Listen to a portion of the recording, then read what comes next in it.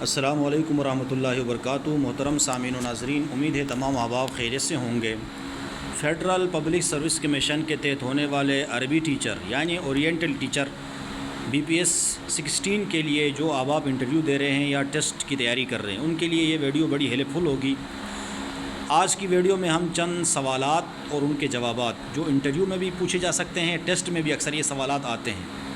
پہلا سوال یہ ہے کہ قرآن کریم کا عربی زبان پر اثر، تو اب اس کے ہم جوابات دیتے ہیں۔ سب سے پہلا جو اثر ہے عربی زبان کا تحفظ۔ قرآن کریم کی وجہ سے عربی زبان ہمیشہ محفوظ رہی۔ کئی زبانیں وقت کے ساتھ ختم ہو گئی، جیسے فنیشی، آشوری اور قدیم مصری زبانیں، مگر عربی زبان قرآن کی برکت سے زندہ رہی۔ اللہ تعالیٰ کا فرمان ہے، انا نحن نزلنا الذکر وانا لہ لحافظون۔ دوسرا، زبان میں استحکام۔ دیگر زبانوں میں وقت کے ساتھ بہت زیادہ تبدیلیاں آتی ہیں، مگر قرآن کی وجہ سے عربی زبان میں استحکام رہا۔ نمبر 3، زبان میں اصلاح۔ قرآن نے عربی زبان کی پیچیدہ اور مشکل الفاظ کو ختم کر دیا اور اسے ایک عام، فہم اور سلیس زبان بنا دیا۔ نمبر 4، زبان کی اشاعت۔ عربی زبان کی قرآن کے نزول کے بعد عربی زبان پوری دنیا میں پھیل گئی۔ اسلام قبول کرنے والے غیر عرب بھی عربی زبان سیکھنے لگے تاکہ وہ قرآن کو سمجھ سکیں۔ دوسرا سوال ہے عصر جاہلی میں جو خطابت ہے، تو کہتے ہیں کہ عصر جاہلی کی خطابت کے حوالے سے اس کی کتنی اقسام ہے، تو کہہ رہے کہ عصر جاہلی میں خطابت ایک اہم فن تھا اور اسے خاص طور پر قبائل میں اثر و رسوخ حاصل کرنے کے لیے استعمال کیا جاتا تھا۔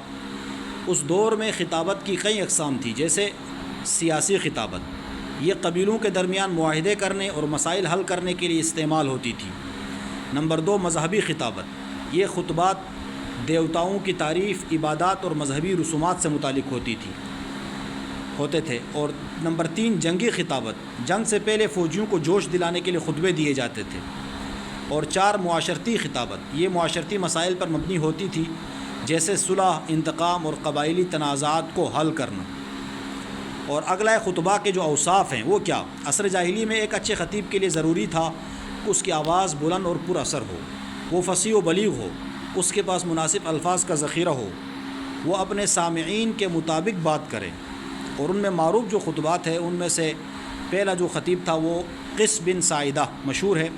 یہ پہلے خطیب تھے جنہوں نے خطبے میں اما بعد کا استعمال کیا۔ دوسرے نمبر پر ہے سہیل بن عمر، جو بعد میں مسلمان ہو گئے تھے۔ تیسرے نمبر پر لبید ابن ربیعہ، جو شاعر بھی تھے۔ اور چوتھا ہرم بن قطب الفزاری، جو جنگی خطابت میں مشہور تھے۔ اگلا جو سوال ہے وہ ہے عصر جاہلی میں خطابت کے عروج کے اسباب۔ عربوں کی فطری فصاحت و بلاغت اور قبائلی عصبیت اور فخریہ خطابت، تحریر کا کم استعمال، جس کی وجہ سے زبانی کلام کو زیادہ اہمیت حاصل تھی۔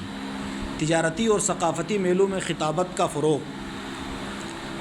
خطابت کی خصوصیات میں الفاظ کی سادگی ہوتی تھی، فصاحت اور بلاغت، سجا موزوں الفاظ کا استعمال، امثال و حکم کا استعمال، براہ راست اور مختصر گفتگو۔